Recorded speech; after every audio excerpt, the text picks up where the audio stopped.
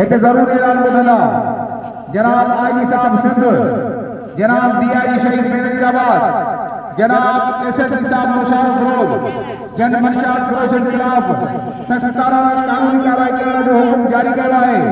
तंहिं करे अव्हां खे पुलिस स्टेशन एसएचओ मिठाणी तरफ़ां आगाही कयल जेको बि माण्हू चर्च आफीम साहब शहीद मैनेजराबाद जनाब एसएसपी साहब खिलाफ सख्त कानूनी कार्रवाई करण जो हुकुम जारी कयो आहे। तंहिं करे अव्हां खे एसएचओ पुलिस स्टेशन मिठाणी तरफ़ां आगाह थो कजे त जेको बि माण्हू चर्च आफीम हीरोन आइस जे जो विकिरो कंदो उन खिलाफ मंशात में मुलज़ हूंदा त उन खिलाफ सख्त कानूनी कार्रवाई कई वेंदी। जो अवां मंशात जहिड़े मुदी मर्द खां पाण खे बचायो ऐं पंहिंजे नस्ल खे बचायो। ऐलान पूरो थियो।